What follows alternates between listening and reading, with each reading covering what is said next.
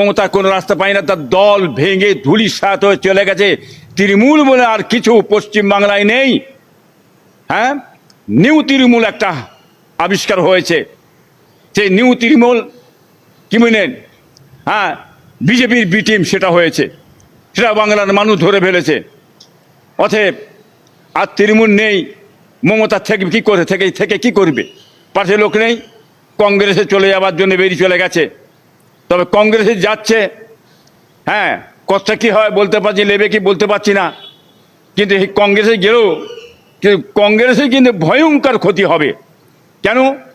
কংগ্রেসের সঙ্গে গীতিচারিতা করে গাদ্দারি করেছে, যে গাদ্দারি করে দ্বিচারিতা করে বেরিয়ে এসেছিল, বেরিয়ে এসে আজকে নতুন দল গঠন করে বামেদের অত্যাচার জুলুম করেছে, মেরেছে, পিটেছে, খুন খারাপি করেছে, সর্বনাশ করেছে।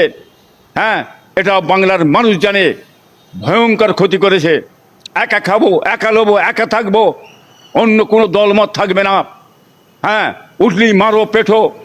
আইএসএফ বলে একটা দল ছিল, হ্যাঁ, ভাঙড়ে, আমার ভাইপো নওশাদ, তাকেও রাখা হবে না। মারো পেটো, অত্যাচার করো।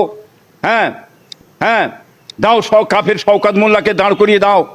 হ্যাঁ, সেকে দাঁড় করিয়ে নিয়ে নাও। দরকার পড়ে আমার সিকিউরিটি ফোর্সটাও তোমাকে দিয়ে দেওয়া হবে। শওকত মোল্লা হাত ধরে তুলে থেকে দিলেন, কি হলো? তাতেও কিন্তু শওকত মোল্লাকে বাঁচাতে পারলে না।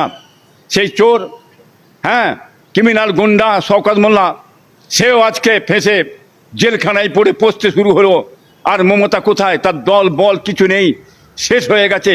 তৃণমূল বলে আর পশ্চিমবাংলায় কিছু নেই, নির্মূল হয়ে গেছে। এখন উনি চলে গেছে বাঁচার জন্যে, চলে গেছে কংগ্রেসের পায়ে ধরছে, হাতে ধরছে, কি হবে আমাকে বাঁচাও, আমি থাকবো তোমার দলে, আমাকে তেড়িয়ে দিয়ে না, ঢুকেছে। অ্যান্ড কংগ্রেস কি করে বলতে পারছি না।